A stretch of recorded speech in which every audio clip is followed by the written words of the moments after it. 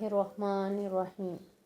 अस्सलाम वालेकुम। मैं आपकी मालूमा सुप्रीम एजुकेशन स्कूल सिस्टम से जमात पंजम। आज हमने उर्दू का काम करना है, उर्दू अदब में आज हमने एक कहानी पढ़नी है, खामोश मोहसिन।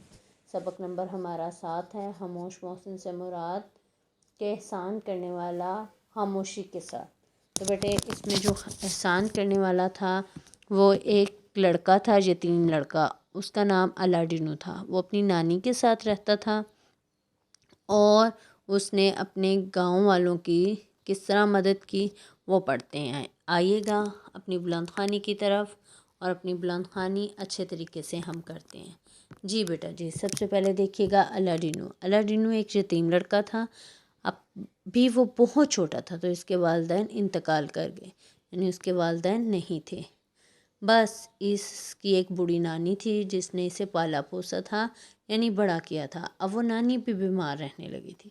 अलादीन दरिया के किनारे एक छोटी सी बस्ती में रहता था जिसमें कुल 15-20 घर थे, इससे ज़्यादा नहीं था। सब गरीब मछेरे थे, यानी मछलियाँ पकड़ने वाले थे। अलादीन को भी माहीगिरी आती थी, यानी मछलियाँ पकड़नी बहुत अच्छी आती थी, लेकिन वो अपनी बूढ़ी नानी की वजह से मछलियाँ नहीं पकड़ सकता था। वो क्या करता था, जाल बुनता था और जाल बुनकर मछेरों में देता था और कुछ पैसे कमा लेता था, जिसकी वजह से उसका और उसकी नानी का गुजारा होता था। और वो अपनी नानी की खिदमत करता था और उनकी दुआएं लेता था। नानी को ये देखकर बहुत अफसोस भी होता था कि अलादीन अभी सिर्फ 10 वर्ष का है और घर की सारी जिम्मेदारी अलादीन के कंधों पर है। अफसोसनाक बात ये थी कि अलादीन पैदाइशी तौर पर गूंगा था, यानी बोलने की सलाहियत से महरूम था। वह सिर्फ इशारों कनायों से, यानी इशारों से अपनी बात समझाता था। आगे देखिएगा, यही सोच सोच कर नानी जो थी वो दिन ब दिन कमज़ोर होती जा रही थी। अलादीन की खिदमत में कोई कसर बाकी ना उठा रखता था, यानी वो अपनी नानी की बहुत खिदमत करता था। और इसकी नानी को जो था तेज़ बुखार शदीद खांसी थी। वो रात भर सो ना पाती थी। गर्मियों के दिन थे, वो चट्टान पर चारपाई बिछाए सो रहे थे। अच्छा, इसमें अलादीन का घर जो था वो चट्टान पे था, बाकी लोगों का घर जो था वो चट्टान के नीचे था। ठीक है न? नानी को खांसी का शदीद दौरा पड़ा। अलादीन ने सुराही से अपना पानी उंडेला। पानी का बर्तन होता है सुराही, ठीक है। अचानक इसकी नज़र दरिया पर पड़ी, जिसकी मौजें खौफनाक हद तक भफरी हुई थी, यानी बहुत ज़्यादा ऊंची हुई थी। चांदनी रात में दरिया की बेरहम मौजों को आसानी से देख सकता था। लगता था कुछ ही देर में मौजें सैलाब की शक्ल इख्तियार कर जाएंगी और बस्ती तक पहुंच जाएंगी। लेकिन अलादीन तो बोल नहीं सकता था। अब देखें उसने क्या किया। ये सोचकर कांप उठा कि बस्ती वाले इससे बेखबर हैं। जाहिर है रात का टाइम था, वो सो रहे होंगे, इसलिए बेखबर थे। जो जाग रहे थे इन्हें भी इस बात का इल्म ना था।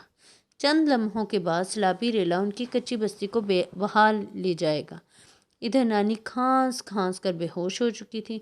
बेचारा अलादीन तो बोलने की सलाहियत से ही महरूम था, यानी बोल ही नहीं सकता था। वो बहुत ज़्यादा परेशान हुआ। उसने क्या किया, देखते हैं आगे उसने क्या किया। बस्ती के लोगों की सोचने लगा कि मैं बस्ती के लोगों की कैसे जान बचाऊं। सैलाब का पानी तेज़ी से बस्ती की तरफ बढ़ रहा था। उसकी समझ में कुछ नहीं आ रहा था। उसने दिल ही दिल में अल्लाह से दुआ की, ऐ अल्लाह मेरी मदद फरमा। अभी वो दुआ कर ही रहा था कि अचानक उसके जहन में एक तरकीब आई। उसने जल्दी जल्दी मिट्टी का तेल निकाला और अपनी झोंपड़ी को आग लगा दी। देखें, ये होता है एहसान करने का तरीका। फिर क्या होता है आगे देखते हैं। फिर घास फूस की बनी झोंपड़ी पल भर में तेज़ी से जलने लगी और आग के शोले बुलंद होने लगे। बस्ती के लोगों ने जब आग के शोले देखे तो वो सब के सब अलादीन की मदद को पहुंच गए। शोर सुनकर सोते हुए लोग भी जाग उठे और वो भी आग बुझाने चट्टान पर क्या हो गए, पहुंच गए। अलादीन ने इन्हें देखा तो दरिया की सिमत इशारा किया, यानी दरिया की तरफ इशारा किया कि वहाँ देखो, वहाँ सैलाब आ रहा है। ठीक है। ऊंची चट्टान पर होने की वजह से बस्ती के सारे लोग सैलाब से महफूज रहे, यानी उन्होंने अपना सामान चट्टान तक पहुंचाया और चट्टान पर चढ़ आए।